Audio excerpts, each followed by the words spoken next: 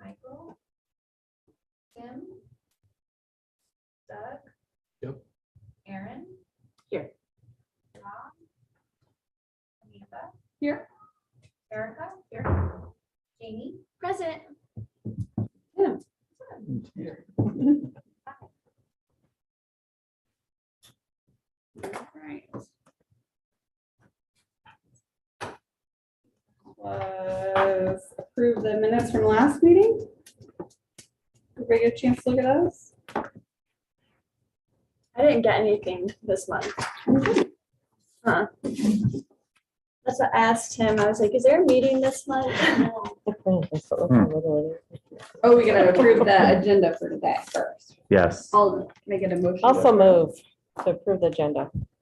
Second. All in favor? Aye. Aye. You opposed? No? All right. And then the minutes from June 22nd. Can we get a motion to approve that? I so move. A second? I second. All in favor? Aye. Any opposed? Let's go. All right, it brings us to public comment. Do we have any public comment today? No? Doesn't look like it. Okay. All right.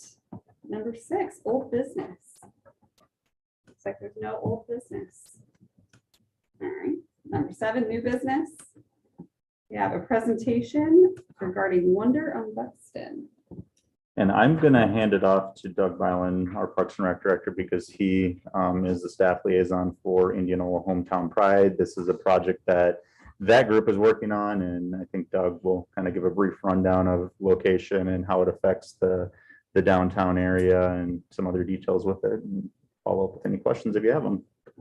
Yeah, so Hometown Pride's been working on this since before 2020, or since 2020, the Elevate Indianola plan talked about connecting the square to Simpson College. So specifically from Ashland along Buxton to Clinton Street, those 2 blocks is kind of what the focus has been on how to make that a gathering place, art, history, what Indianola is all about, a lot of themes, a lot of different areas to try to create gathering places. Everybody remembers Ragbri. That was one of those spots as everybody made their way over to Simpson College Field. So that kind of created the idea. So what the group's been working with, had an advisory committee from Simpson, City of Indianola, the Public Art Commission, when Metratra and Michael was on there, Balloon Class 60s, who's been involved with this, other businesses, and then Hometown Pride. So the first step was to engage an international team of designers to help us develop this concept, and to quote the cost. And attached to drawings are not to mean final designs, but it's what they've come up with as a few ideas that they've used in other areas of the country. So this one company is all together, and another company is Daily to the Jewelers. Don't quote me on the sound of that, right? I'm not French by any means. So this is just some of the ideas that they've come up with.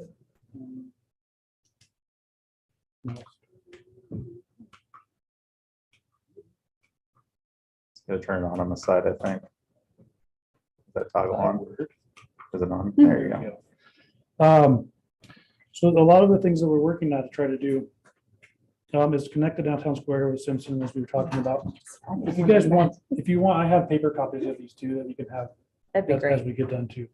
But provide gathering space for the community events, impromptu gatherings, serve as a spillover area for events on the square. I think of people go to West Hill on food truck nights, it seems like all the time, but maybe on those other times when there's an event, or maybe there's a little 3 or 4 piece band playing or something across from the county building. But attract visitors and residents to spend time here, visit our businesses, and get to know the story, and then to celebrate and strengthen community pride and identity. So that's a lot of the meetings we're talking about. What would the identity be? What is the theme? What do we want Indianola to be about? What's the history? What do we want to have? Ways we can keep on enhancing that. So you'll see some of that in here. So part 1 is improvement to the county-owned parking lot, and we'll get a little more specific on these. And the Warren County Board of Supervisors did commit $30,000 to this project for $20,000 for that parking lot, to the north of the Opera, to the south of the old, well, it's now the Mercy One building, kind of the old Sonic temple there. And then another $10,000 to work on the lawn of the county building. So we'll show you some of those around here. Part two shows, oops, somebody's trying to get.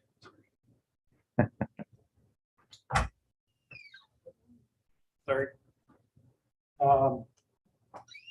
Part two is a six-part sculpture series, and I'll show again there. But to involve art around the community, around those two blocks, or actually onto the square, or around that area. Part three there is a storytelling tour. It's kind of off everywhere, and we'll talk about QR codes and how it can involve what the history of some of these buildings are. There are some plaques in a few places if you look really hard, but try to expand on that. Number four is a formal gathering place on the east side of the county lawn. 5 will be wind sculptures and banners along poles. Then we'll have the sidewalk patterns. 6, it's kind of the blue, again, those blue lines around there. And then 7's interactive sculpture, sidewalk archway with sound and light elements. That's kind of the pie in the sky dream area, depending on what funding would come there.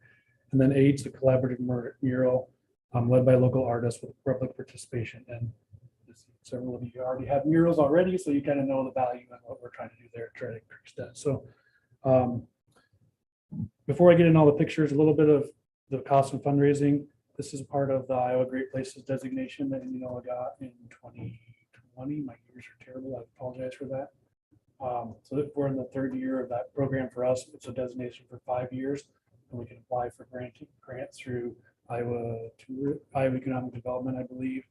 Somewhere between $200,000 and $400,000 is the average grant for these. So we've got the commitment from the county, we've got a commitment from the college, some from the opera. So we're looking to go to the city here this budget cycle to try to get some commitment for the city to put in some money, and then we'll be working on other ways to fundraise for this. And that's one of the reasons we'll talk about the 6 sculptures that have there. So the Great Places grant will be applied for in September and October, and then hopefully we have 3 years to get that project finished up. So.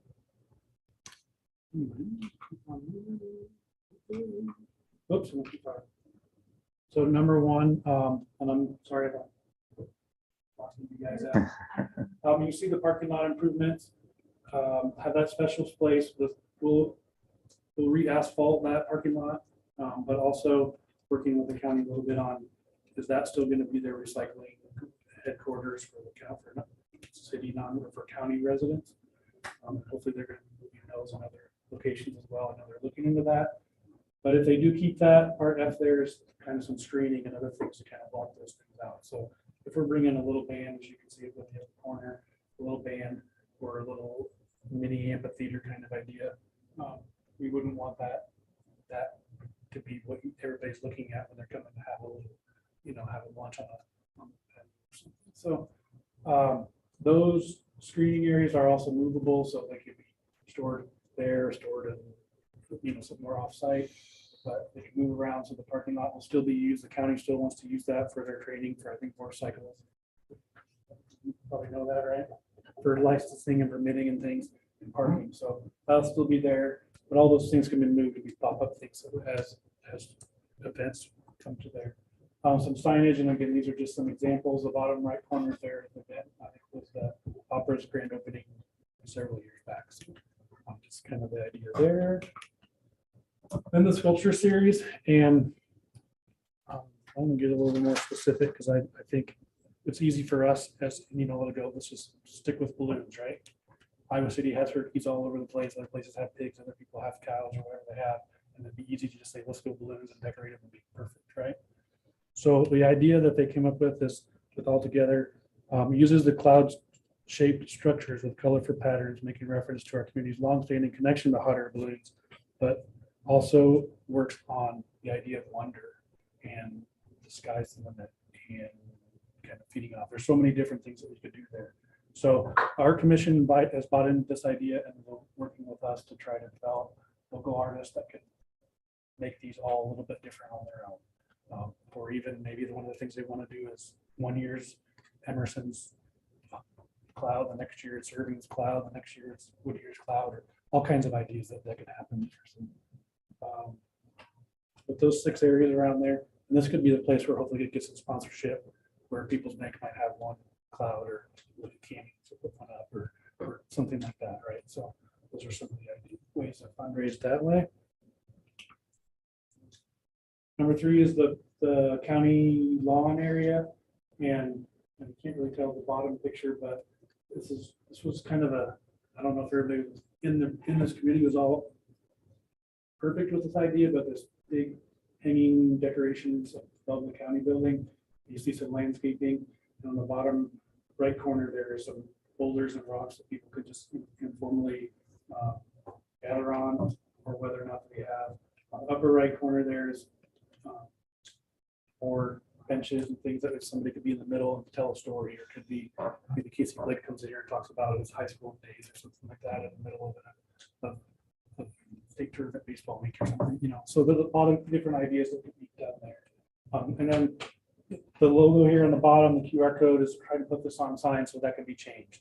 So we don't just have a sculpture that stays there forever, or a sign, a permanent sign that you never really can change. You're not going to change the metal sign or anything like that. So they could change this, and then the historical commission can work on trying to change what the story might be, depending on what time of year we are on, or what's the 100th.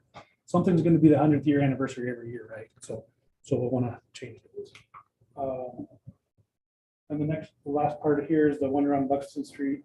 Hanging wind sculpture banners instead of a regular banner that we normally see, just a vinyl banner, but this would like twirl and be more of an art piece being from the banners of the street lights there. So, and then you can kind of see there on the side of local line there, we add some paintings to the features to the sidewalks, and then maybe Muriel, and that's just a grand idea that they came up with, but obviously could be something completely different on the side of their building if they were interested in doing that, working with us. And then a lighted archway in a park area, or there's really only one green space, which is the county building, and that's just kind of that's an idea that a lot of people on this committee liked it, but it's just a matter of where would it go, what would we do with it. So it might be something we look at for future somewhere else around the area too. So, you think you can add Charlie? Charlie was seeing some of these too. And I'll get not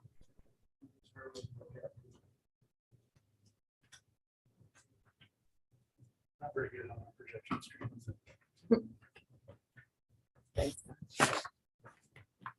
Questions, or does anybody? I might have missed it. Feel good I might have about it? missed it on your map, but is any part of Wonder on Buxton, like the alley behind the alley on the north side of the square? Nothing there. Did not consider any of the alleys now. But that could be certainly something as we move towards the future. You're talking the one that's the red. Just a long alley, yeah, like the bikes are kind of Yeah. like they're going down that alley, Yeah. which is cool, but then nothing else is extended down that alley, so I was just That- wondering. Under construction next year. On, yeah. Yeah. On the 4 alleys behind the main portion of the square will all be focused. Yeah. Obviously, this is something that can grow. It doesn't have to just stay in 2 blocks. Yeah, and that's a really good point. I think that's really what this is this is kind of just a starting point, and I think some overall low cost improvements. I mean, obviously there's a price tag to doing all of this stuff, but it doesn't include any street level improvements or anything like that. But if we were ever to start extending portions of the downtown project north of here, we can still do that and then not really affect too much of these improvements that are going on. In projects like this, like if you did the sculptures above, like in the park, near the rocks in front of the county building, like who maintains that over the years? That and would keeps it? be county. We'd have to work on the agreement with the county. They're working on 2080 agreement as well. And with the projects that come in, they're going to have to approve that's something that they can maintain. So obviously if they can't do it, then we're going to have to come up with something different. What were some of the cons that have been expressed about the putting something in front of the entrance of one of our only beautiful standing historical buildings? We haven't heard any. So Oh, I thought you said some people when you were talking? Oh, about there ices? just kind of was like, concept was kind of, wow, right? So I like the idea of the stuff in the yard. Yeah, the big, I don't know how to call them, big yellow balls in the sky. I don't know what would be better, there's something better to call it. But, it was just kind of, I don't know, Well, it wouldn't be permanent, would it? that probably would. Oh, it would be. Was there any discussion on sort of improving and enhancing the alleyways on the square and utilizing those spaces once the construction sort of be the icing on the That cake? wasn't the focus of what this does. I know KIB works on that alley, so they worked on Salem Court. I know you guys did your own alley pretty much along with Elks over there, so that's something I think that commission or KIB or Hometown Pride maybe needs to look at for the future once the project starts getting finished up. So Charlie, when I think about this, I think about the streetscape project, and there's initially gonna be like an archway. Yep. At some corner of the Mhm. square. Are we The still? interior corners on the courthouse, so we still don't have those in the actual construction yet, but the plans are there and we're working with the contractor to put those back in at some point, so. And one of the other things was to do same concept on Simpson's or the county building on the north side of the county building, south side of the southeast corner of Simpson, to tie that in. Yeah, I guess my only thing is just that, like, the collaborative look of Yep. what we're trying to achieve and making sure that all that kind of lines up and match and. Yeah, A perfect world, there'll be an archway. I don't know if it's the Simpson side or the county side of, like we're having on the side of the square, the archway to kind of lead your way down to the south towards the square. Has there been any discussion about a widened sidewalk or bike trail along that? Yep, and that's why we don't want to make a lot of changes to the sidewalk itself. So the portion from on the east side of the county administration building or the west side of Buxton Street, not doing anything to that sidewalk. So hopefully in the future, we can make that widened sidewalk from Buxton Park all the way to the square. Yeah, because I look at the map and that's my concern right now, because if you're wanting to have a place that funnels people. Yep. Down there, like, I don't know what, bought the corner of Boston and Buxton, that house, that sidewalk is so narrow. And And that it's would be like, tough. mhm. yeah, I don't know what you do there. I like the rest of the concept stuff. Those yellow ball things are kind of weird, but, and I agree with you about it blocks kind of the view of the old historic building. That's but, the only part that really I think- bothers. We just all looked at it and we're like Yeah, really hesitant on accepting that idea. Well, we already hurt a lot of feelings by getting rid of the courthouse. Mhm. It's like our county building is one of the very few, and it's to me, it's beautiful. It's gorgeous. I wouldn't want to cover any of that. I love the stuff around it, like the rocks, seating, art, but anything above the door really And hiding. that's why we're Yeah, That's why we're going around talking to people and see what people are thinking. Yeah. about. well, that's how they- mine. I wouldn't want to I hide dig any of the that. architect. I dig the sidewalk art and like the murals, that kind of stuff is cheap, easy, and the enhancement that you get from it is great. I mean, that concept right there looks sweet. Any city would have something like that. You love it. Again, we're just gonna try to stay away from that sidewalk art on that west side Right, until yeah, we have a real firm plan on what we're gonna do with right. widening that. Yeah, 'cause they're in front of Faneros too. It's pretty narrow with Not cars much- parking on Not both much sides and space. people's bumpers hang over a foot on each, and it's like, Mhm. you're lucky to get one person through there sometimes. I think it's a What- great so, idea. Charlie, maybe this is a question for you. So what, as this square commission, are they just asking for support, or what is our role being? So we've been presenting this to various groups. Council has not, well, council's seen this presentation, but there's going to be a funding ask at some point once we get into our next budget year for this group from the city. So I think it was presented to the Downtown Square Commission, get some feedback from you, because eventually we'll probably ask this commission to make some sort of recommendation up to the council on how we can support this and enhance this area with this project and at what level. So I think initially getting your feedback, introducing you to the project, getting it in your heads, and then we'll get into budget probably in November, December, January-ish, and you'll probably see this again in a little bit more formal request at that time. And why this area as opposed to the alleys that are on the square? And the main reason for this was to make that To try connection to to keep the us to, college, yeah. to the square. Yes. And we know there's way more to expand on, but as part of that designation, Hometown Pride and the council had to come up with, had to have up to 3 tourism Iowa Great Places projects that they could work on. This was one of them. Another one was actually kind of more of a theme trail from 15th Street to Bloomfield. Another big project. And then we talked a lot about the square and the area in front of the county bill or front of the courthouse. That one wasn't, we're not gonna touch that right now. So we're gonna try to connect square to the college and then keep on expanding it. That's why some of these, if those sculptures, those 6 sculpture series could definitely grow, you know, and we could add more, obviously sidewalk art, we can add more wind banners, we can add more things like that around And- in the sidewalks, in these too. So And when you talk alleys, you're talking kind of those I'm alleys thinking that like come Salem into the Court, square. They used to have a little stage Yep, and music yep, and Hometown Pride yes. did that, right? The alley Yeah. between it's good. the county Yep. building and Grant McGraw's, right? Great space. And then the foot traffic is on the square, Yep. not 2 blocks off of the Yep. square and parking on the square, Yeah, right? so- And then you have the brick house patio and people are moving on the square is the only, when I see that, it feels like we're enhancing the county building instead of enhancing, like we just spent 10 million, right? And it looks really great. And it still feels like there could be another level from the meetings that I sat on with the streetscape, with the arches and all that kind of stuff that feels like people, that's where the pinch started to come on that decorative stuff. Like, what a great place to come in and really enhance what's the large expense that's there and utilize those alleyways. And when I first opened a door and they used to have music in Salem Court, like once a month or something, they had like popcorn popper. It was full of people with chairs.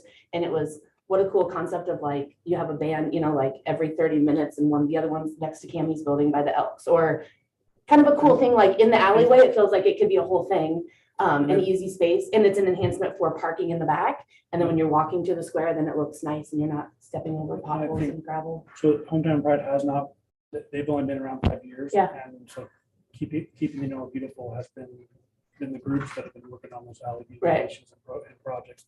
And since the streetscape, they haven't really been active. So there's. Yeah, I'm just saying that would be a There's kind of, still- I could see how the concept of it, Yeah. but building off of what's on the square and then going out from there. Right. So, The concept, yeah, I mean, it's great to bring all those We've kinds tried of to things. share this with the KIB and have some commitment from them with the sculpture, but to get their buy-in of of the idea, so we could keep on expanding it Right, all 1, 2, 3, at least the 4 alleys, but obviously there's and one thing, sidewalks that go to West Hill and Right. east and west and south and all 4 directions. So I want to note, first of all, the alley on Buxton going to that back parking lot, that is part of the alley project that's going to be Right. rehab, yes, redone. So that's what I'm saying. yep, So it's I already just- like, the city's already yeah. investing in like beautifying, right? Putting down a good base Yep. for it. I And see how what you're saying, could okay. Hometown Pride enhance it Yeah. with something for music? Is it string lights between there? So you go from the square on the back alley and walk over to West Hill that way, or you're parking in that back parking lot and coming to the square and it's like, you're already getting invited, right? And by doing that, it helps the parking, the perimeter parking feels not like I'm not parking, you know, like I'm Yeah. parking way far away. It's like, oh, my experience starts at the back parking lot and then it continues until I get to the square. Just a thought. and that's where signage would definitely help too. Yeah, and great signage, right? That ties into the streetscape plan and look and feel. Yeah. Doesn't downtown Des Moines, I haven't been down there for a while, don't they have something on their painted sidewalks too that kind of lead you to certain spots? They have it's like dots. It's like a sculpture walk. Yeah, it's like Yeah. the green dots will lead you here, the Yeah. red dots will lead you here. So maybe it's something that's when the painted sidewalks is just awesome, but it also needs some kind of guide. I do know that KIB is having that alley on the south side of the square painted. Like, they were supposed to start on it this week, and I just said, we gotta make sure they're done at the same time we put the balloon gondola in the basket for the Sky Parade, or in the alley. So I know I've been working with that committee to make sure that they're not painting on Thursday night. So I know that they're working on fixing it up a little bit, but I don't think they want to do much when the construction was going on, so. I agree with Aaron, and I do think that it would be great to connect Simpson to the community better, because, I mean, having gone to Simpson myself, I know that when you're there, it's just like a little community, and you don't understand that until you go to school there, but it is a community with inside Indianola. So when you leave campus, I mean, some people don't know about what's on the square, and I know we're working on making that better, but I think it's a great idea to tie the two. During Ragway, I thought that was great to have that street, and I think we should use the green space at the Well, and county then building. someone who lives on the square, and then my husband works at Simpson, we take that path around the square to Simpson, that road every day. And then all the little kids around the neighborhood walk to the pool or ride their bike to the pool, and they're taking that same path all the time. So Yeah, I think it's great. it's already lots I've of always traffic. felt like there was kind of a disconnect between Simpson and the square. Because it seems Yeah, I like think it would this is be so great. logical that, oh, Simpson people would be on the square all the time. They're really not. They're really not. So if this was a way to get them to merge Which- down a little bit Especially with better, an activity right in the middle, which yeah. It I'm was- surprised we don't get more traffic from Simpson. I mean, overall onto the square. If this was a way to improve that, I would be all for that. There's quite a negative association between the streets, the stretch between the square and Simpson College, at least from our employee standpoint. It's the area of trouble. I mean, Really, they leave the bar and they walk down there and they get public intox. right? So can it become an area of Free passage. free passage? Can we make it the safe way that they are walking? Can you do that? I mean, I mean, they're walking. I mean, yeah, I don't know. I know that we don't want to, we don't want them to destroy clouds and sculptures and things like that, but That's the problem. we have to make it, I know, and that, I sit there and I'm like, what kind of pictures are we gonna get of these clouds and the 2 a.m. people? Public intox arrests have gone down dramatically the last couple of years. And it's really only the people that are attracted. Right, right. And unfortunately, I employ those knuckleheads, but yeah. Yeah, I just like to see that they're at least walking. And that's my fear of sculptures and things like that is obviously the zoo and mojos are a little bit of an But you can attraction always to the say, downtown area. when you have areas where people go to, then the problems go away. I'll use Pickard Park as an example. When I first got here, and I'm looking at you because you played softball, right? Huh? You played softball there a long time ago? Once upon a time, Yeah. a long time So when ago. when I started, it was kind of place where people at 10 o'clock in the morning, you'd go there and people would be hopping off their truck because they're doing stuff they weren't supposed to be doing at 10 o'clock in the morning in the park. And now that doesn't happen because we're constantly have activities. Yeah. All the stuff's going on. People are going to be there. People that want to cause problems or take advantage of themselves don't want to be where everybody else is, right? Right, Not usually. So if we can make that where it's activities and things are going on all the time, they're going to stay away. Right? Yeah. Like the safest, Hiding place. quietest route, Yeah. right, but they don't attract. attention. right. Not at the dark alleys. Sorry to age you a little bit. What? Sorry to age you a little bit. No. I'm thinking of softball player all the time ago. So when we have, Indianola is the king of having events. So when we have all these parades and different things, it'll be on this stretch, right? Certainly could be. That's the Absolutely. goal. That would be the goal is, I mean, we can't force every activity to be there, but Because I'm kind of with Aaron, I'm trying to visualize it and I'm trying to think about it. We want people on the square. So I don't want food trucks to be a block down, by the Opera House. this will just be another location where an event could happen along with something that's on the square. So think of bike night that's 6 blocks instead of just 4. Mhm, Right? mhm. If it, we can keep growing more. Or we have our Halloween party and that could be one area like location, but we're still gonna do a parade around the square. I think of live music and I correlate fear. I don't know why, but Because they go together. they go together. So, in the little courtyard area where there'd be potential music, is there any fencing area that would go around that? Certainly could. That We're would be not good planning for to the put, plan, we're just not for- planning to put any fencing in by any means. So Yeah. That would be good for future planning if somebody wanted to get an event license or anything like that. Iowa ABB likes boundaries. Yeah, they do, yeah. Yeah. I would just say on the mural aspect and the painting, I would just make sure it's all professionally done. Yeah. I did a lot of research before I had mine done, and there's a big difference between good art and bad art. I did, and I wouldn't want just anybody like, oh, you can can do it because there's a big difference. And we gotta So, worry about snow removal and everything else in winter time, so we gotta make sure it's done good. So it Right. doesn't get destroyed on the first winter. right. And as long as First it has, time I think, crew comes through. Amanda might have said a cohesive look, you know, so Yeah. it's, I don't know. I just think it makes a big difference if And it's that's why I done want- right. That's why I want the art commission to be involved in the art. Right. Yep. So they have that experience too. I know that, that Meg Shipley, who did my mural, said that somebody had asked her once if students could help her paint, not mine, but another one. And she's like, I don't want that, because if my name's gonna be on it, it needs to You be, know, it's not gonna last long. right, exactly. So anyway, just my 2 cents from having done it. It makes a big difference.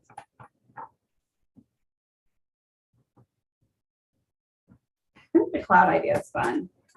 It's growing on me. Yeah. It took me a It took me- second. Yeah, so Indianola did the balloons, I don't know, how many years ago did the Balloon Classic do that? Yeah. And I think that when we sponsored one, we were hopeful that like, we were going to be able to like place it in front of our business, and that was gonna be like a thing that like, somebody walked in our door and said, oh, they support the balloons. So are we, I see like the balloon in front of the Narrows. Are we going to The limit cloud, that? Or yeah, the cloud, yeah. Like where would the ideal placement of those be? That's where we need to work with commission and Like if the, you know, if downtown. Groggy Dog wanted to do a cloud, Mhm. Right. are we That's- in for That's letting where we them gotta put make it? sure that it meets the code and meets. Yeah, I don't know why we would limit a certain number. I think we kind of open that up and, you know, if somebody wants to sponsor one, depending on cost, what that may be. I don't know if we have Around them. in- $6,500 a piece. is what they Yeah, estimate. okay. but I think, yeah, this is all conceptual at this standpoint, but you know, really anywhere around the square, as long as we're making that connection from Simpson, you know, in that 2 block area. But then if we want to kind of sprinkle them around the square, if certain businesses want to sponsor them, anybody that's here, sure. Get them I don't done see any fast. reason why we wouldn't. Get them Yeah, I a little mean, yeah, further I think out, of too. kind of like the Chicago, I mean, poles that are placed all over and you kind of wander around looking for another one, and Yeah. it's kind of a fun I like the cloud too, scavenger hunt. It's like I say, it's the easy thing to go balloons. but- without going. balloons. But Mhm. that's 50 years and we need to go back beyond 50 years when we think about big projects and whether I always say you could put Allerton the horse on one of them or something like that. Something that's long time history of Indianapolis. You can certainly paint a Yeah. balloon on a cloud. Right, So- absolutely. I would say it's even almost time to start rethinking about those plaques, because those get read a lot on the buildings. Mhm. They around the do, square, they do. And they're starting to look weathered. So Elodie and the Historical Commission, but they've also known about this idea and had some concept. That's why they talk about the QR code, so they can make that stuff changes. That's obviously now, but most people are used to technology where they can grab their phone and learn about these things instead of having to put a plaque somewhere that might get lost or fall Yeah, off. with the QR code is gonna be nothing in 8, 10 years. Well, I mean, you know what I mean? And where Yeah. these plaques have been up there for 40 years and they're still readable, so right? maybe we do need to look at trying to. People do stop, and I almost hit somebody by my door every day. People Really? stopping and reading those. They're Yeah. really into those. I still stop and read them. It's cool. Yeah, they are cool. Winterset on their square, talking about history, sorry. On their square, they have those big metal prints of what the building used to look like. I think those are so cool. Cora has the same kind of thing too. Yeah, Yeah. love that, love that. I don't know a lot about Indianapolis history. 1800s, I don't know anything. like your building and mine, Yeah, 1800s. I think it also QR code would replace the, but add to that. Just another add thing on there. Expand to the story. Yeah. I could learn I more agree. about it. I just think about in terms of, they get guilty of thinking about in 5 or 10 years, but really it's 50 and 60 years on the square. Hundreds. Yeah. I mean, you're Should've going to been, do but the has- streets in 50 years, but you know, we won't be here, so. God, what? Well, Simpson could have one. They've been around Why? since 1860. I mean, a red and gold one would be kind of fun. No, I can't wrap my head around leaving. I can't wrap my head around. Thank you. Yeah, thank you guys. Yeah. thank you. I hope you don't feel like we were attacking you. We were just talking out loud. This is, you know, it's not- Yeah. All right. Doug, can I just say too, I mean, this has nothing to do with this, but when you have all those events at Pickard Park, retail, we appreciate it because those people come to the square to shop and to eat. So, you know, we appreciate you doing that. It really helps. Okay, thank you. Doug, how long have you been a Parks and Rec? 24 years. A while. All right, next up, everybody's favorite topic. Parking. Very much so. So let me really quick give kind of a summary on why this item's on the agenda, but I think then kind of bring it back to more of a 40,000 foot level and kind of a discussion I think does need to take place here eventually. But earlier this month, our mayor did receive an email from Warren County Sheriff Joe Carrico, who is in attendance and can answer any questions when we get there, just requesting the allowance for overnight jail staff to be able to park on the square. I think everybody here is probably currently aware, but our code right now does note that no person shall park a vehicle on a public square on each side of the street intersecting with the public square. I won't get into all that stuff, but essentially there's a restriction from parking on the square from 2 a.m. to 5 a.m. These are in place for mainly two reasons. A, it's to really assure that we don't have anybody parking long-term, 1, 2, 3 days in the downtown square area. But the other thing is our public works staff does a really good job of once a week cleaning the streets in the downtown square in those overnight hours. So a lot of you might not know that, but that's typically when they perform the street sweeping operations, is when there are no cars parked in the square. The other thing that also helps do is when we have snow removal that needs to take place. Currently, the city has a snow ordinance in effect that does not include the square area. That was done that way because we had that 2 a.m. to 5 a.m. restriction on the square. We didn't need to do a snow emergency technically on the square because we were able to remove snow in those overnight hours. So the sheriff's request was done for a few reasons. According to the sheriff, they currently have 6 overnight jail staff on any given day. There are usually 3 to 4 that are on a shift. Really they're just looking to have the ability for their staff to be able to park during those overnight hours on the square. So like I said, the sheriff's here, both Public Works Director Keelish Powell's here, and our interim police chief Brian Shear is also here, and then City Manager Ben Reeves as well. But I think we also wanted to just at least start the discussion with this commission going back to, I think some of you were involved in the 3-hour parking limit. That was 2 years ago now when we removed that, just because some concerns with some of the businesses we're facing that had clients that were there for longer than 3 hours. And our intention at that time was remove that 3-hour limitation, kind of see how it worked out, but then at some point come back to it and see if there is another way we can kind of control parking on the square, if we want to go back to the 3-hour parking or not. Now, I know the courthouse has only really been open now for about 2 weeks, so maybe this discussion on that level is a little bit premature and we want to come back to it in a few months. But I think just having that overall discussion with the commission at this point on parking, at this point is a good idea. So I think the focus again is on the sheriff's request and seeing if there's a way we can do that. We've talked internally about a few things I think we can do. One of them would be kind of doing an alternate side on the square where one side of the square, if it's the interior of the square, you can't park 2 a.m. to 5 a.m. certain days, and then every other day it would be the other side of the square. We can probably work around that. We can come up with some language from staff standpoint if that's something that the commission want to do, but we'd have to work on those other things like clearing snow and stuff like that just to make sure we have the ability to do that. So just wanted to start the discussion with this group, I think, get some feedback, and if there's questions from anybody here, they're here to answer them. But and then essentially at some point just take this to the city council on some recommendations on what we can do to look at this request. So here we go. Go ahead. Yes. A designated spot on the square for anyone to park overnight or just courthouse employees? So what we've done currently, just to kind of a workaround on this issue, was if anybody live in the Simpson college neighborhood, we have you can't park overnight on that. So they're given kind of a window tag or that you hang on your rear view mirror. And I think we've done that. Yep. See, Brian's got one right there. Perfect. So we would give those to those individuals there so they could park overnight, and that wouldn't affect everybody then.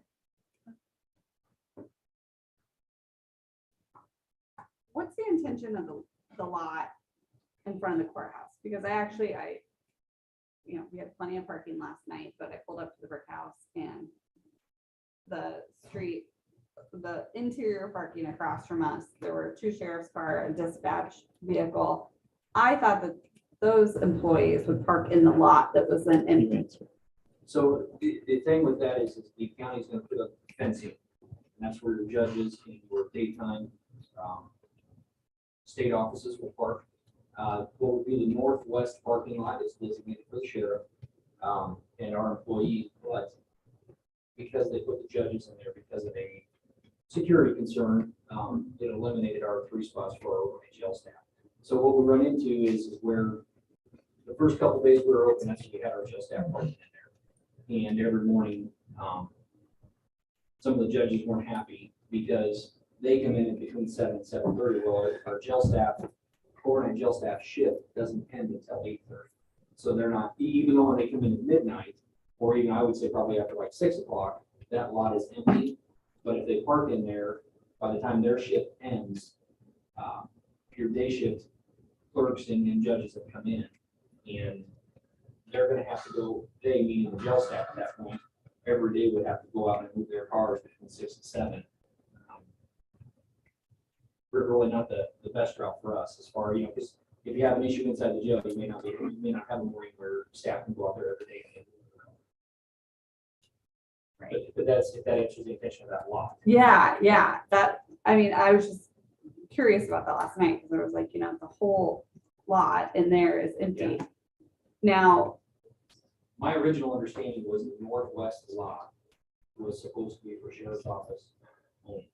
And that would have allowed for our clerks, our civil clerks, civil and criminal daytime clerks, our dispatch, our jail staff.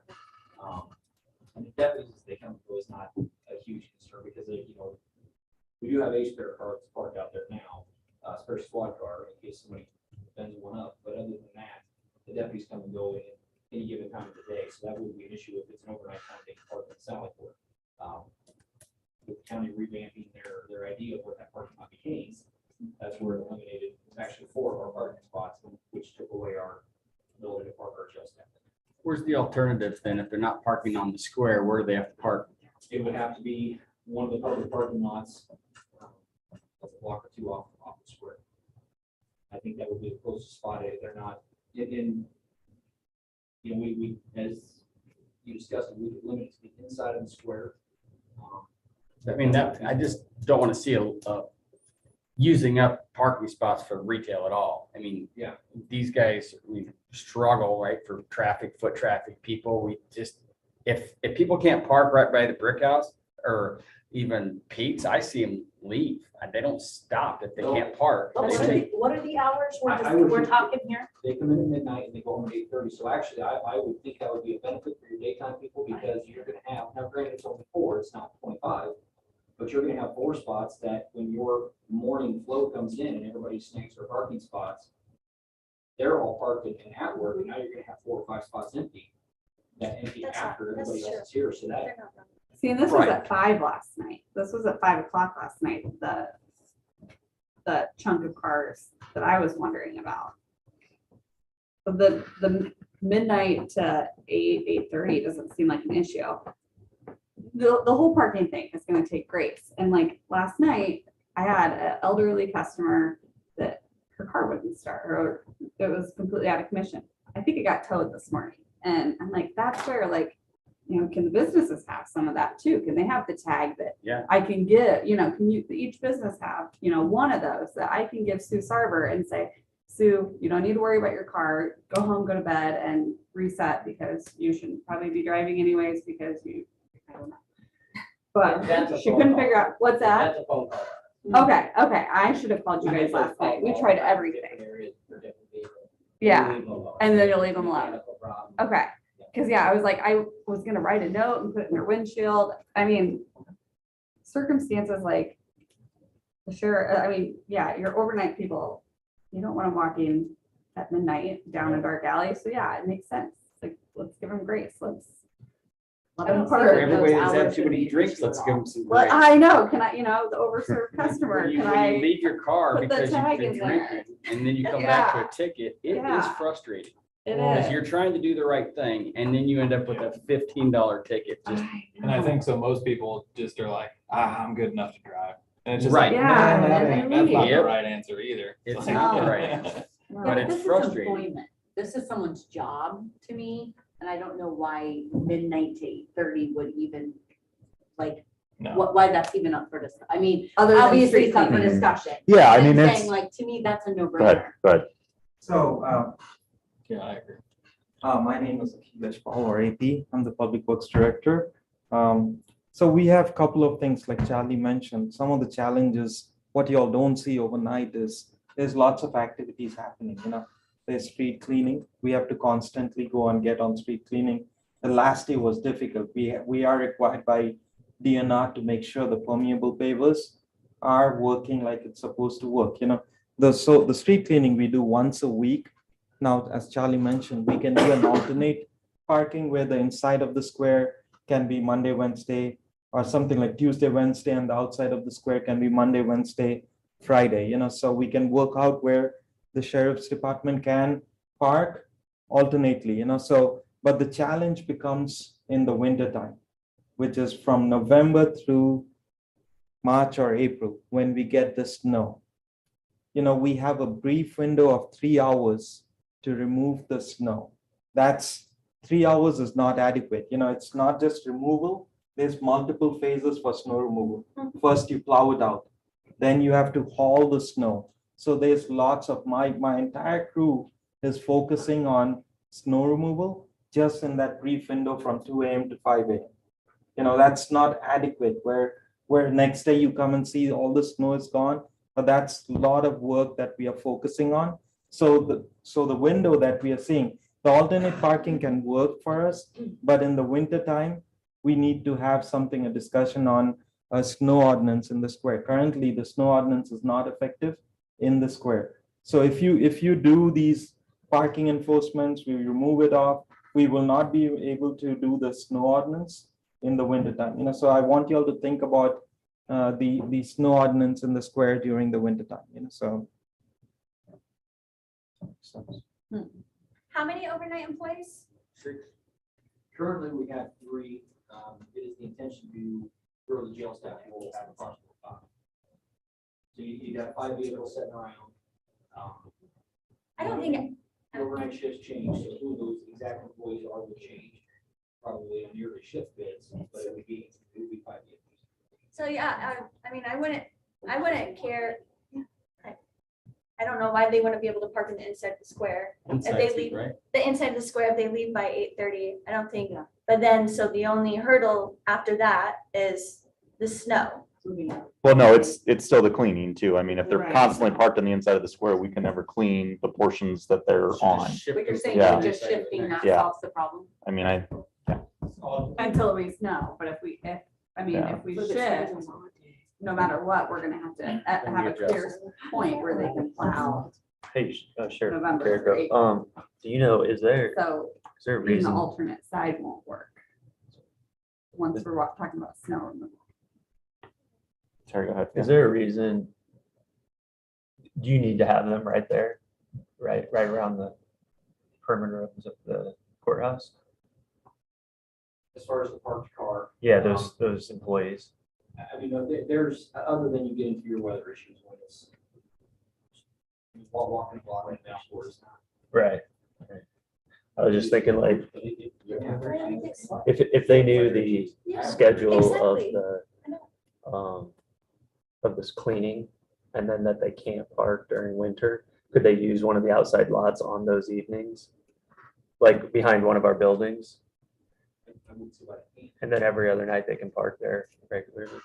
I mean, you can use my parking, it doesn't bother me at all, back behind my building. I get the Um, security purposes for the judge, 100%. I get that. But the overnight jail staff, like you said, they don't want to walk in if it's raining or snowing. Well, neither does anybody else.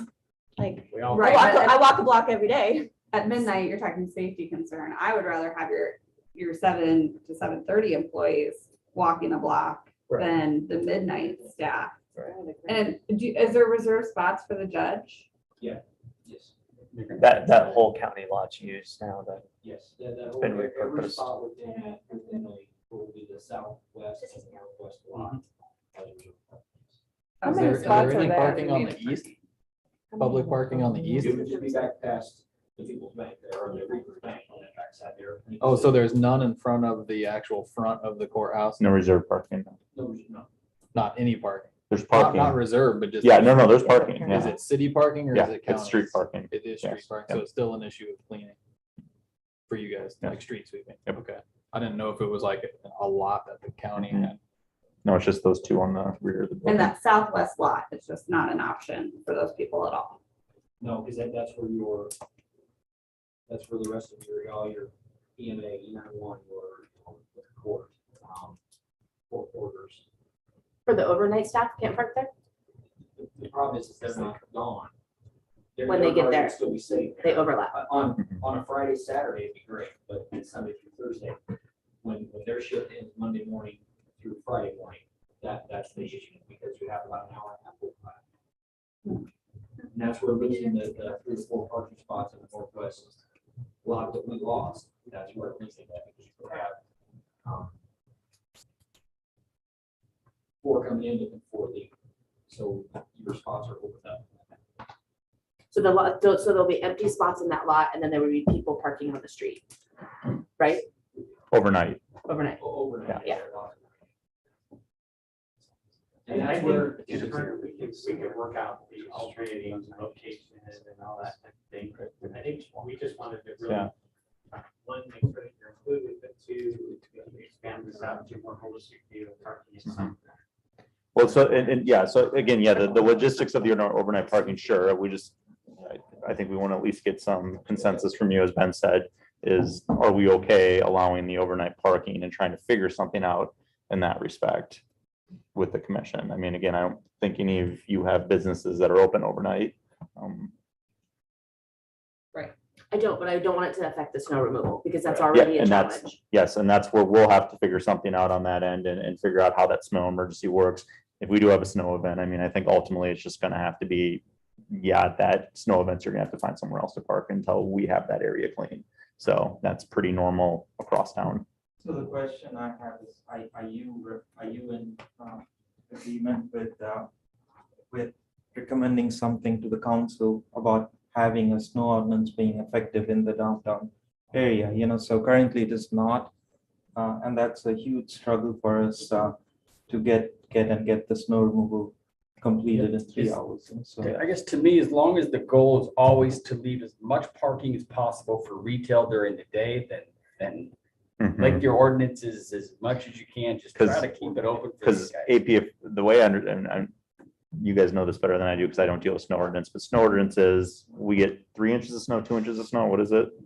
2 inches. 2 predicted. I mean, you can't park on street at all. Yeah. So we'll have to figure out something on the square because obviously if we have a prediction at 7 AM, we're gonna have 2 inches of snow and we tell everybody, no, you can't park on the square. Right. That's a thing. So we still have to kind of figure out the logistics of that as well, to where you're still being, you're allowed to have people park during the day. We're still doing our operations overnight, but maybe giving ourselves a little bit more time overnight to complete those operations. Yeah, I mean, it's continuing, so we cannot have, even if it's 2 AM to 5 AM, we are used to that. But if you take off that window, we will not be able to complete snow removal in there, So like I said, I think, I don't know about Des Moines, Norwalk, what they do. Where I come from, communities, even in the downtown, we have snow ordinance being effective. We allow the city parking lots during that time to allow business owners. But I see that challenge. If Indianola is used to having that snow ordinance not being effective in the square, our staff is also equipped with that. We are used to that.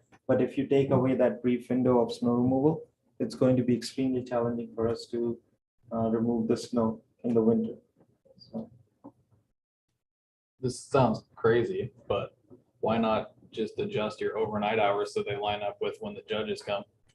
It's not, we can't do that because of the schedules, there's too many. And then I don't mean like their personal schedule, but you need the overnight there, when we're going to make our court schedule work for initial appearances in the morning, and certain things that just happen. Yeah, it's just, I mean, if the board would give me like 6 more jail staff, Sure. That would be a feasible solution. But I know that's not gonna happen. Hi. Hello. To me, this is as simple as a phone call. AP knows when he's gonna do a snow removal. He has to call his staff, make the arrangements. It would inconvenience AP to make one more phone call to the sheriff. Look, tonight, 2 o'clock, we're doing snow removal. They can't park there. And it's his responsibility to say, and then for us, we have people out at night. One car gets left there. We call up to the jail, come down, move your car. That portion of it to me seems simple. Yeah. I mean, it's one more notification for you, I understand, but that takes care of the snow. It's really. I mean, snow ordinance, we work together. Yeah, So anyway. either of our office can inform them. Yeah, because you usually call me and say, tonight we're doing snow removal on the square, can you make sure the guys there? I mean, that's. Yeah. Who does the county snow removal? The county or, well, maintenance was doing it. I'm not sure if it's gonna be the roads department or it's gonna be maintenance at this point, the 2 parking lots. Because it seems like those departments are gonna have to work together too. It seems like just a shuffle of, yeah. So, well, again, and just as long as everybody is, we'll work through some of that stuff. I think we'll actually probably figure out some ordinance changes if we need to do them. We'll come back to you with those to make sure you're okay with them, but we at least wanted to start the discussion with you, make sure you are okay if we kind of essentially mess with the overnight parking regulations to kind of figure something out to make this work. So we're good on that. And I think the other thing is, you know, we mentioned when we made the changes a couple years ago that we'd come back. Is this too soon to talk about that? Do we want to wait to kind of see how everything works out over the next few months, 6 months, whatever it may be, and bring that topic back to kind of look at parking regulations within the square? Yeah, I think so, because I mean, until the courthouse gets their stuff sorted, like even just like this, I think it's futile to talk about. Yeah. We just the don't know the rest. flow yet. Because Right. it's like nobody knows what the heck they're doing and. Let a couple more until- events happen. We got an event at the end of Yeah. July, stuff like that. Too early. Okay. Well, yeah, and the streets, Yes. but Get those meters down it. You just sit down. That's funny. All right. Perfect. Well, we'll just plan on bringing that back. I think we'll just keep kind of a touch base with the commission on that to kind of figure out what timing is like and when we bring those back, but maybe we'll talk something maybe next spring or something like that to look at that, see how everything plays out. So. If I missed something there, I probably Brian, if I missed something, like if you guys haven't been on Saturday or something, we can absolutely have. We could let our staff know on Friday nights. We come in. Friday, Saturday nights, we get any Friday night event, we had any sort of Saturday event or even Sunday event. Before they come in on, which technically Monday at midnight. So we could have. What about that southwest lot? Can the public park in that, like, after your, like, I 5 don't o'clock? know. It's my understanding that when they put the gates up, that when they physically install the gates, that you're gonna have to have a card. I don't believe they're gonna open the lots just for like a weekend, like free parking on the weekend or something. That's something we can approach as the board. See, I really wish, There wouldn't be there's no door, there's no direct door access to the building from that parking lot, which is why they moved the judges to the northwest parking lot. So I don't want to speak for the board, it'd be up to them, but that's definitely something we can approach with them. I think a good relationship between the city and the county needs to be the use of that parking lot, because essentially it took the green space. So, you know, like tomorrow or what days, Thursday night, you know, instead of closing down Salem to put a train wreck in it, let's put train wreck there in the middle of everything so that all the retail and everything can hear it. And we're not putting them down the street where there's parking spots so people can be parking. Yeah. Utilize every parking lot we have. Well, that's what I don't I understand. mean- It's like all this conversation about parking. I mean, you know, call me crazy, but how about you just use a parking lot if you can't find somewhere to park? I mean, I'm sandwiched in between 2 of them.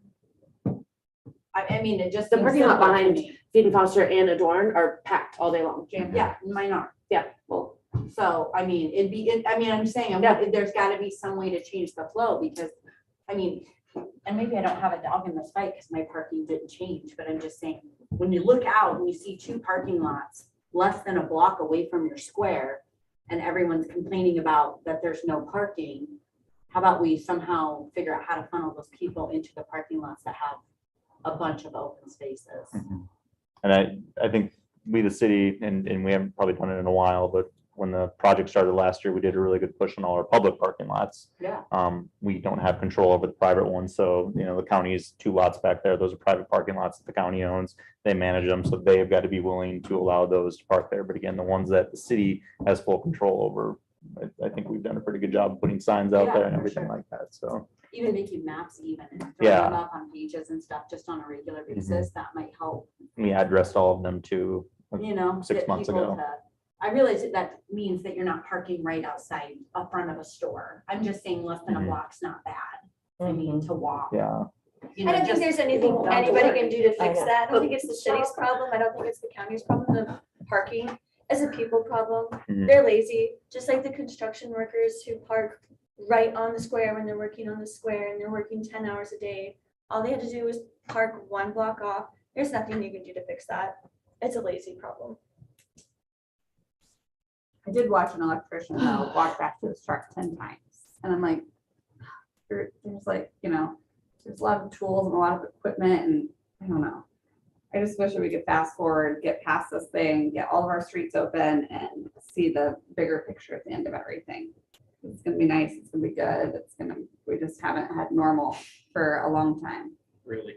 Like, It'd be so nice to have a parking lot on the north side of the square too. There's nowhere to park.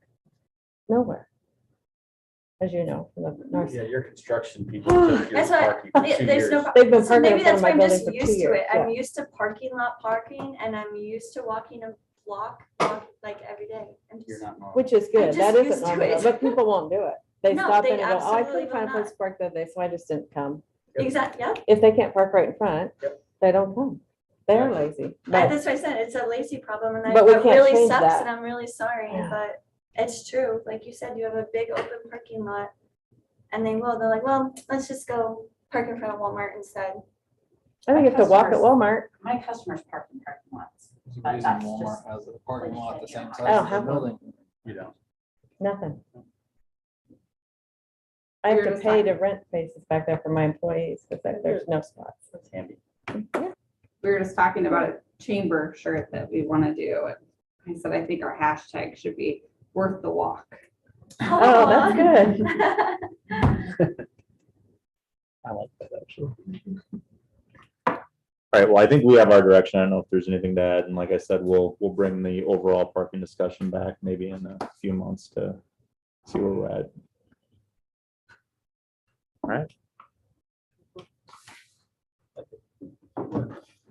Was Yeah, it's on here. You'll just have to Facade. switch it over. Push these meetings Grant closer to program. half an hour. Yeah, so we'll get the presentation built up here. I'm gonna hand it off. First of all, let me introduce Emily Rvtv. I don't know how many people know Emily. She's our new associate planner with the city and she's in her 3rd week here now. She used to actually intern with us last year, so she's got a lot of experience with us. But one of the first things, actually, when she was an intern, she started working on this a little bit. And now as she's a planner, one thing I had her start on was just kind of going through this facade grant program.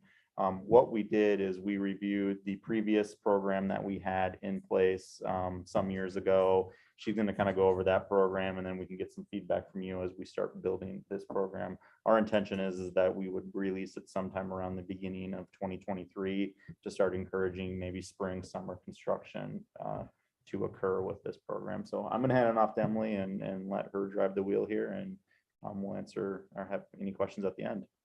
All right, we'll just go ahead and start right into it. So the goal of the previous downtown incentive program that was implemented in 2010 was to really help business owners revitalize and refresh their businesses and then to also attract people to come into the downtown area.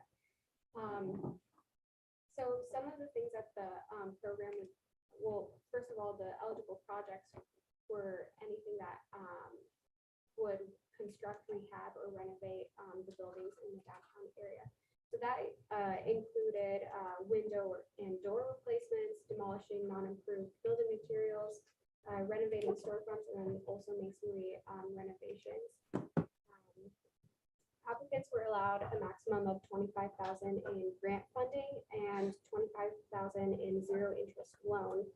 So the maximum that they could apply for in funding would be 50,000. And we'll go a little more in depth with the financial packages later in the presentation. But some of the benefits and co-benefits of the program included increasing visitation and interest to the downtown, as well as supporting local businesses and entrepreneurs. So this is a map. It might be a little hard to see of the eligible areas. Just for point of reference, City Hall is on the south of the slide, the south bottom part of the slide. So it is oriented, rotated. But the areas that are highlighted in red are the properties that were eligible for the program. So now we can dive more into the financial packages that were available. So the amount that in grant funding and loan funding that property owners were eligible depended on the cost of the project. These project costs were further broken down into funding tiers. So the minimum investment by a property owner would have to be at $5,000 in order to receive a grant and loan. So if a property owner was investing $5,000, they could get a 10% grant and then 90% loan. The maximum that could be allocated to property owners was $50,000. And that would be a 50-50 split between the grant and loan. Anything that was over that cost would have to be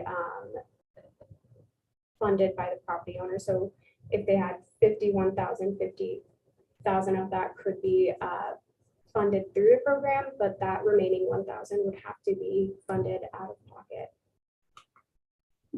So to give some examples, this first one is 108 West Ashland. Their project totaled to 53,000, and it included demolishing the canopy and the storefront and replacing it with a new look and feel. Additionally, the project replaced windows located on the second floor and restoring the historic second floor window heads and sills, otherwise known as lintels. And for point of reference, this is where Audenkirk Law Firm is right It took now. me a Yep. second. Thank Yep. you. Here's 113 East Salem. So their project costed about 72,000. And the project included removing the existing canopy, constructing a new roof with a finished ceiling, soffit and lighting, and then replacing bricks on the east wall and tuck pointing on the front elevation as well. And everybody knows where that one is, right? Third example, 115 North Buxton. This project had a cost of $62,800, and it included a renovated storefront, replaced the existing windows and doors, and the roof, and then also included tuck pointing. And then the last example is 219 West Salem. I couldn't find a total project cost, though it did max out on the grant and loan program, so it would be 50,000 or more. But some of the changes, as you can see, it used to have a garage door, and that was replaced with a whole new storefront. Do you ever know what that looked like beforehand, Doug? I've never seen that. Yeah, photo, I didn't either until she put this up. I want the God. garage door. Yeah, I was gonna say, that would have been awesome.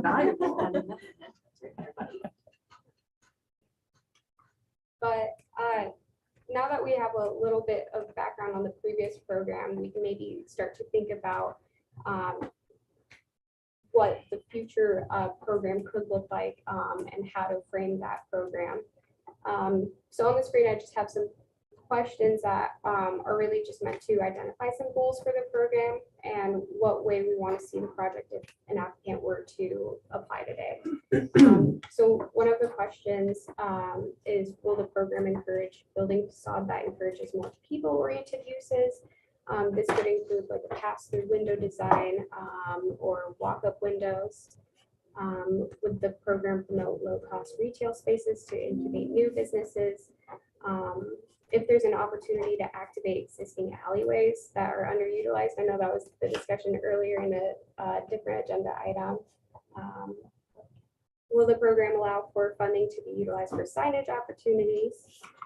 And then will the intent of the program be to only repair and rehabilitate existing features, or does it also incentivize features that are missing and desired by the community? Will the program promote ready-to-move-in commercial spaces or allow for co-retailing opportunities? And then does the program provide any incentives in creating or rehabbing the downtown housing stock through upper story housing? And then to go along with those questions, I also did provide images because it's easier to visualize some of these items. So for example, one use that could promote people-oriented activity in the downtown area would be an open frontage cafe, for example, where people walk up and they can grab a coffee and then walk around the square. In addition, alley activation through public art. So you're attracting people between the parking lots through the alleyways and maybe making it feel a lot more safer than an empty alleyway. There's also Rooftop Dining and Bar, which could enhance the aesthetics of a downtown area. This example's in Cedar Falls. And then to the right, convertible commercial spaces. So Lockwood Cafe, for example, in Ames, has garage doors with windows that can open up in the summer. It's actually quite nice. And then last set of images, upper story housing. So Bloomfield has invested in creating upper story housing in their downtown area. And I know that there's grant incentives for that as well. And then focusing on the storefront facades to attract people in. So this example I just pulled from the internet is from London. So in addition to outlining the program goals, the commission will also need to decide on what the program incentives will be. So what the financial package will look like and consist of. So will it be a purely grant program, purely just a grant program, or will there be a loan program as well, or one of the other? And then what will be the maximum award amount that a applicant can apply for? And then also, will there be a grant matching requirement? So if we're putting in 50% of the project, will they be required to do 50 as well? And then lastly, the commission would also need to think about what expectations will be set for the applicants.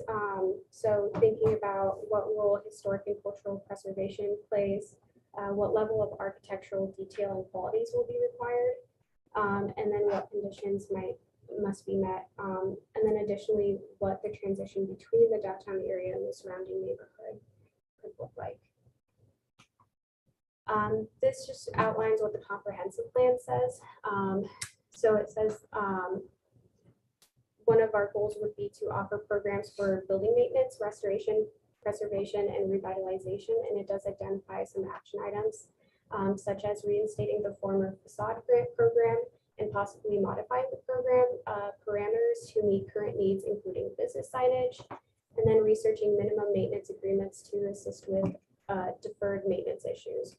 And then the downtown assessment visit report also identifies some actionable items as well, such as working with business owners to create retail-ready locations, address maintenance issues, and make improvements necessary to provide a ready-to-move-in commercial space, create a list of available local grants and programs that assist in business development, and sharing these resources annually with business owners, and implement murals, sculptures, and other public art within the downtown square. So I guess we can go into a discussion. Just some questions that would help guide is, what does Indianola's next downtown investment program look like? And what steps can staff take to assist the creation and implementation of a successful program? Is that 125,000 per year? Right now, we had $125,000 sitting in one of our downtown accounts, and we took that and allocated that all towards this program. So it'll be something, I would say, at this point, each year, we're going to have a discussion with council on how much gets allocated towards that. Is that grant or loan or both? That would be grant funding that would be available. So, and the way that it worked last time, I believe, is we worked with a local bank to kind of or work with them to supplement the grant on that. So it wasn't a grant, or the loan wasn't from the city, it was from a local bank. I would still like to see the facade thing continue. If it's like the front of your building, I still like the loan grant combo thing. The alley artwork stuff, I think that should just be a straight grant, like, because that's gonna benefit pretty much everybody. Much more so than just like your facade is only benefiting your business or your storefront. But those alleyway artwork things, like, that It's should just beauty be- and security all in one. it's great, yeah. And it draws people to those parking lots, which is something that we discussed already. It's beautification of those alleys, it's useful space for little concert things, stuff like that. That was a great idea. And yeah, I mean, if there's money for that, and if the owner of those alleys or whoever that is wants to apply for that, it should be kind of. Yeah, just how a does that straight work? grant, but How does that work? Like the city would apply for that You're talking on the alley portions of it. So I mean, it really, I guess, depends on what it is. I guess I haven't really thought too much through that. So the city owns the actual alley. So from Okay. building wall to building wall is city city, property. okay. So, but the buildings are not the city property. So if we're talking murals, maybe that's something that the business owner wants to get involved in at that point too. I don't know. Because I mean, I was gonna say we, mostly like yeah. lights or something. yeah, and again, I think that's something that we as a city work through that. And keep in mind, I mean, there's a lot of other things too, like keeping Indianola beautiful. That's not Indianola Hometown Pride, but keeping Indianola beautiful is allocated money each year, typically from the council to do things. They've got a pretty healthy bank balance. And that's mainly because since COVID hit and the downtown reconstruction project hit, they have not been spending that money just because of the improvements that were coming. So I think there's other groups that we can work with on those alleys to kind of get some of those things done, because that group has always worked really good. Correct me if I'm wrong, because I wasn't here when Salem Court went in, but I think Salem Court was done mostly by that group and some of the improvements that they put in. So That's I think it'd be interesting to see all of these little committees that we have and kind of like what their purpose is, what their 100%. grant availability is, because I would hate to see $125,000 used up by things that other commissions have grant access to and not fully utilize what we have. We talk about the tuck pointing and things like that. As a property owner, I feel like that's your own responsibility. Mhm. I think this 125,000 should just be for fun. It should be for just enhance the fronts of Benefit businesses. everybody. Yeah, well, I mean, I don't know, how many people are gonna put their name in the hat? How many businesses could use this to redo the front of their business? Well, I know I wanna put my name in the hat. I looked at that and I missed the boat. I paid for my my own because there was no program. So I'm like, oh, I could get a new roof out of it maybe. I already did the front. So am Yeah. I gonna be limited? I don't get to do my roof because I already did my front. You know what I mean? So Yeah. I don't know. It's tricky. When I did adorn, my roof didn't count because it didn't hang over enough. So it didn't qualify for the program. So then, it's a huge expense. Yeah. So I paid for it on my own. No, I'm with you. No handouts here. No, yes. And so I think it's like, the idea is to entice people to purchase buildings and do something with them.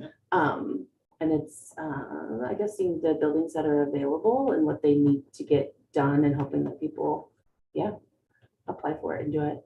Just knowing that I think people think that it's like, oh, free money and they just pay for you to redo your building when it's not. Right? There's parameters for a reason, because there's only $125,000 and it doesn't go that far. But it can be divided pretty, right? That's just the grant portion, the Yeah. loan portion. Right? Yeah, I So, mean- If part of it was for this, part of it was for facade. Yeah. It doesn't have to just So- be all or nothing, does it? And that I think that's kind of the direction that we're looking for, though, is exactly, I mean, and ultimately, I think the thought of this commission all along has been, we would open this grant window, essentially, get applicants to come in, and then those applicants would all be vetted through this commission with recommendations up to the council on final approval. So I think you'll see those individual ones as they come in, but really for us, it's what parameters are we putting in to this program when we made it? So do we want to include roofing? Do we want to include, or just do facades, whatever that may be? So Oh, I get what you're saying. So this is always a thing, this program?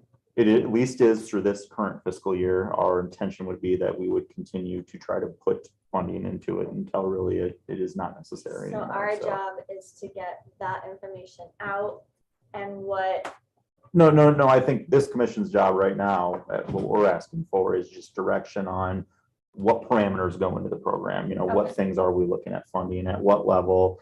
I think Emily did a great job of kind of showing what the program was back in 2010. Yeah. I think there's a lot of value in maybe continuing with some of those parameters. I like the way that laid out when we talked about, how much of a grant percentage and stuff based off the value that goes in.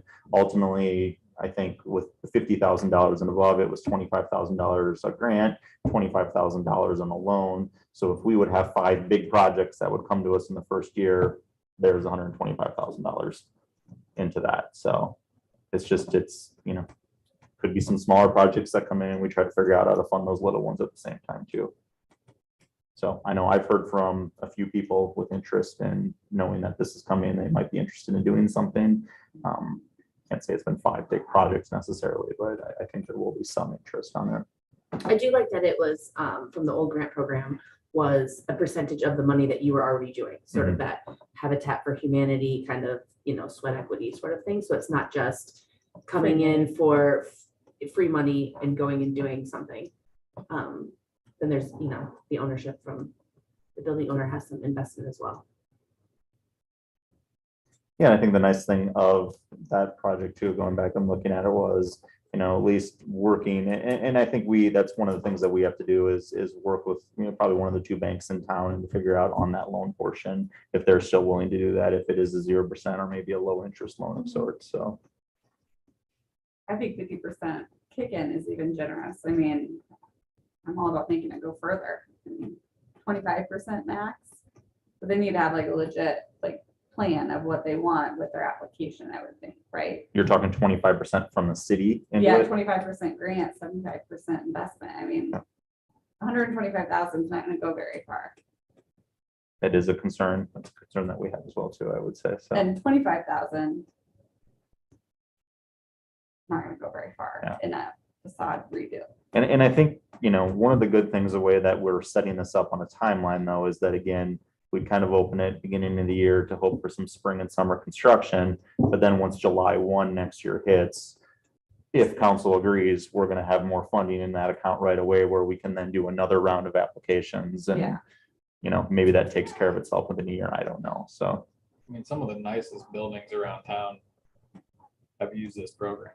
Yeah. Just what she did. You just said you used it. Adorn.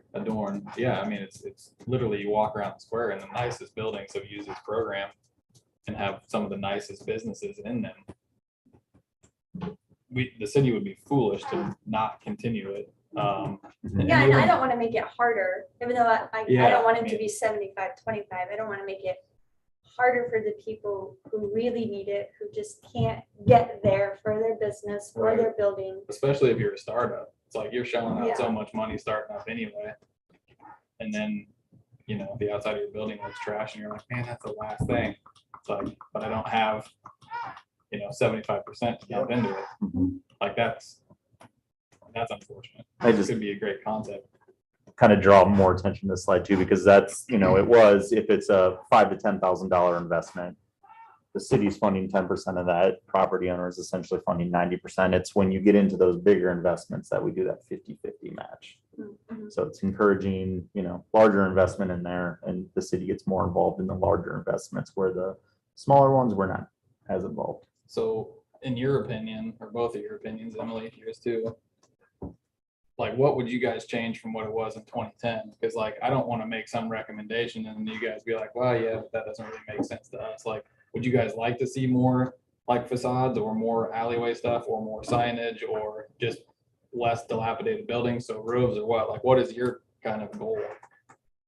Or have you guys even thought about it? I mean, I think this layout right here on the percentage of funding is perfect. I think the bigger question from my standpoint is, do we just do facades or do we stretch it out to do more things, like creating that kind of commercial ready space or something like that? I'm just thinking out loud here, you know, if there's a building, you know, the one right next to you that Seth Lampman owns, you know, completely gutted out. You know, if he was able to get something like this and create kind of a ready space where somebody can then just move in quickly, you know, that is a benefit to the square as well, because now we have, you know, a new business that's able to get in there pretty easily. So do we do something like that as well too, or are we just focusing on facades for now? That's why I asked you if it Yeah. was split up. Yeah, I think I'd like to see it on more than the facade, because if like somebody's back, something in the back of their building is keeping them from expanding, and that's the last thing they need to utilize the whole thing, then we just limited them. Mhm. And I don't know how, you know, if it's a good reason to use it, then we should get approval and use it. Well, and is there, how do I say this, like a grading scale? So like, if somebody would to apply for a facade versus a interior, do you give preference to the facade because a nicer looking building's first gonna attract somebody to then invest on the interior? Yeah. And We then want whatever. people to be able, if they want to catch up to all the modernness we're adding to the square, if they want to, this can help them get there. yep. Like a rubric. Yeah, it's 100%. So any grant program that the city's ever applied for, there's always some sort of scoring criteria that is included when you put that grant out there. You know, we're looking, you know, here you get 40 points if you meet this, you get 40 points if you meet this, things like that. So I think we would still do something like this. Applications would come in, we would review them at the staff level, we would score them, we would give them to the Downtown Square Commission review. You can either agree or disagree with our scoring and then select who's eligible, make a recommendation up to council. So there would be a time period of when the application was open. Yes. Where I think when I did it for Jordan, it was sort of like they had the money and whoever was doing projects and however like that. Mhm. And the great thing about that is you have a better idea of like, this year it's 3 large projects, or this year it happens to be 10 people, you know, fixing the facades or whatever. Yeah. Yeah, and I didn't know that too. So that was just something that was open It was indefinitely. kind of until like an funding. open, an up, Yeah. yeah, a bucket No, of money, that- and then, yeah, whatever was left, it was like, oh, there was something available for you. So. My thought would You be know we what? treat it like That's- a normal grant program where it's, you know, there's a 2-month window for you to Yeah. apply, then the city takes a month to review them. The great things thing like is, that. I mean, then you also have an idea of what's happening. Yeah. Mhm. Yeah. My So- problems with grants, though, as you know, in the past, is been the crunch time and the timeline. The city and the bank and the contractors, we're not all getting back to us at the same Mhm. time. Therefore, we had to move on. So sometimes the timing, I like when it's open. Yeah. Maybe have one of the banks partner with it could help make that more cohesive. Yeah. So did that in the past, did the bank cover the interest costs on it more? I don't know how that was The set up city didn't, exactly. in Yeah, addition. I don't believe so, no.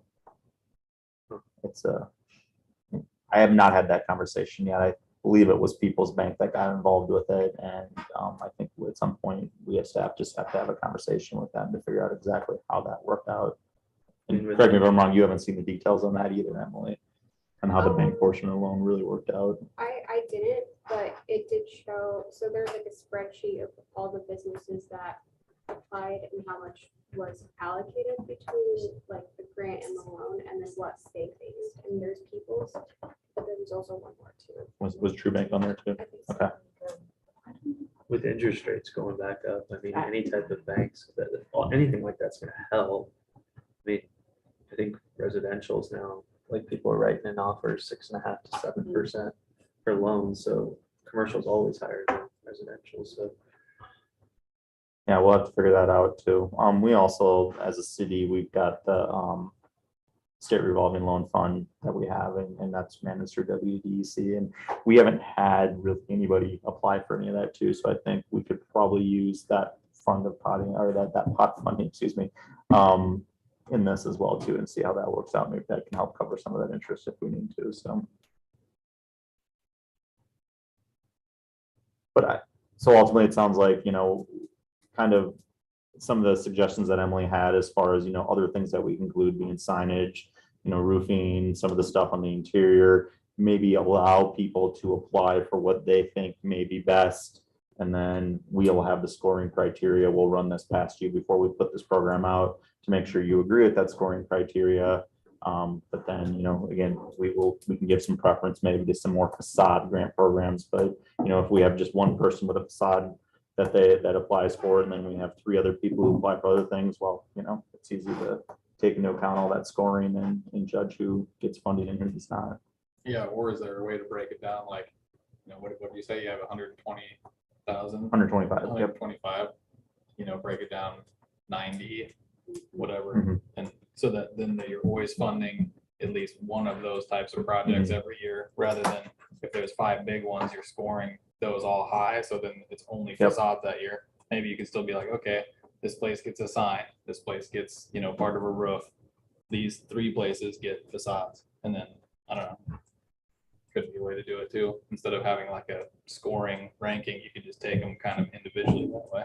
Okay. But then if you have obviously nobody that applies for like a roof or an interior, you could just be like, all right, if that doesn't happen, we shift it to facades, or we shift it.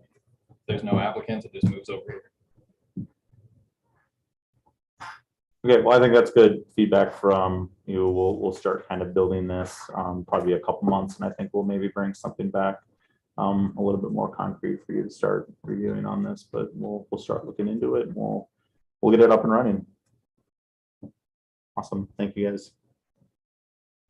The last thing is Rvtv street closure. Yeah, so one of the things that we always had envisioned this commission looking at was anytime there were street closures that were proposed, bringing this to this commission for review. We've had a couple that we've had, and really they've not worked out just on timeline to get them through. This is one of them that we were actually able to bring forward.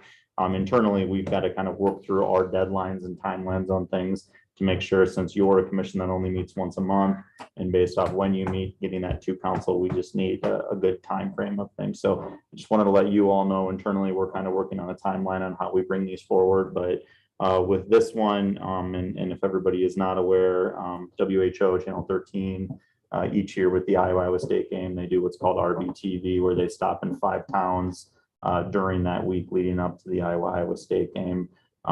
They are doing that for Indianola on Friday, September 9th. They're also piggybacking on doing a live broadcast of the Pella Indianola High School football game that evening. That will be on Channel 13. So going to be kind of a big day for kind of events. So one of the requirements from them, though, is they want to have what they refer to kind of a street carnival / party in the downtown square, with streets closed off, where they can do their live broadcast. They'll do a 4 o'clock, a 5 o'clock, and a 6 o'clock live TV broadcast from there over the news.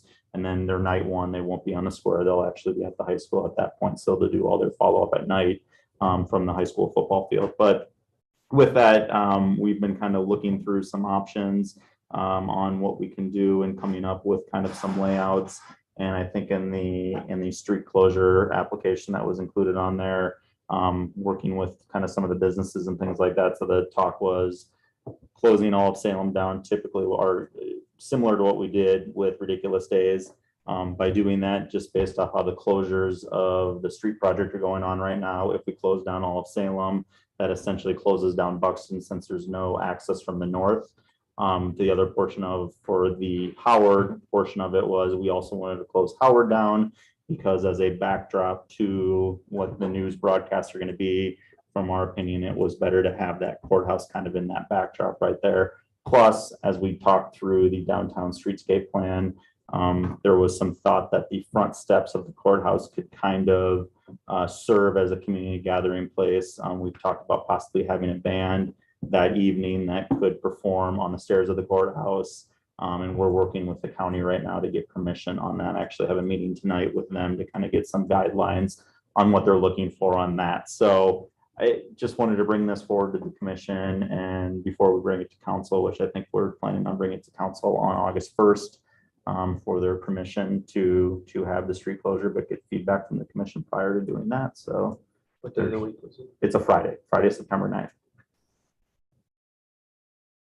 My concern goes back to alcohol boundaries every time.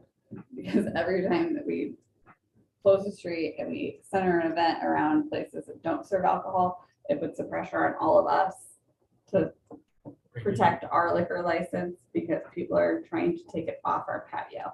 Yep. And I like that we can't police it and we have a lot of risk. Yes, as involved. businesses, you definitely do. And we've talked with the state on this. We've been working with the police department as well on kind of some solutions on how we better manage that for an event like this. So we don't have all the answers to that right now, I'll be quite honest. We just started having these conversations, a couple of weeks ago, I think at this point on planning for this event. So we'll get there though. We're working again, the police department, everybody's been involved in trying to figure out a way to make that work. So. Yeah. And I can say one thing, I think as we've talked, we're not trying to necessarily advertise the fact that, we're not looking at having a tailgate with a bunch of people drinking, opening a beer garden and kind of encouraging that environment. It's been more kind of a, family friendly. We want to have games there. We're going to have food trucks there, bands. We'll have a big screen TV to kind of help play that football game that night, but kind of just have the broadcast as they're going on one side of the square, being able to view on the other side of the square. So, but at the same time, we also know that that is something sometimes people want. So we don't want to say that you can't have it on there. So we're trying to figure out how we can still have alcohol at the event, but not necessarily promote it as an alcoholic event. Right. If that makes sense. This is where it'd just be so nice to be able to utilize that little parking lot on that southwest corner of the sheriff's office to not have to close the street down, to be able to, have their broadcast set up there and kind of business as usual. You can use, the interior of the square to set up some different things. But they're putting a fence around it. What's that? They're putting a fence around it. I know. But maybe we can approach them about having the gate up on Fridays or Saturdays or something like that. If you're not using it for Actually, and that was something that came up too. I was the last merchant meeting I was at, and Crystal McIntyre was there, and that came up, and I think she said that they would look into that, but I still think an event like this, though, it has the potential to be big enough that I don't think you have any other option because there's no other space other than in the streets.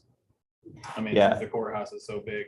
I was gonna It's say, just isn't this why we all want a If you giant? continue to want to have events on the square, it's not going to be like it used to be. You can't do it because there was no room in the There's no center. room. The only place you have room now is on the concrete. And I did. In my opinion, get over it, and people are just gonna have to walk because there's no other option. There's literally no other option, Too late. which sucks. I mean, I hate it too. Yeah, I it hated the sucks. freaking idea, but that we literally have no other option.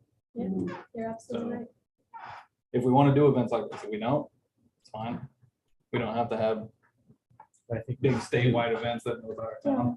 Right, yeah, no, we want Publicity these for events, these yeah. instead of all the negative stuff we've had for so many years. I think it's good to show the courthouse is done because everybody that, thinks Indianola is a terrible place because people complain about the courthouse and, it was so much negative publicity we got. I think do something positive and invite people to town and show, oh, it's done finally, kind of. That's how it is.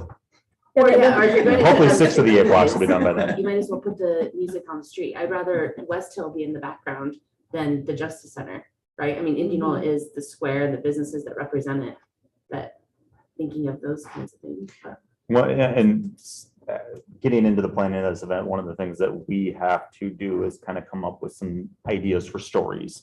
And that's one of the ideas that we've talked about, was trying to figure out a way to showcase the square, the events and all of that stuff. So something that we'll propose to them will be kind of, let's focus on what is Indianola, what is the square, here are the businesses that are down here. Here's kind of some of the things that they do to kind of advertise to the entire Des Moines metro area of what we are.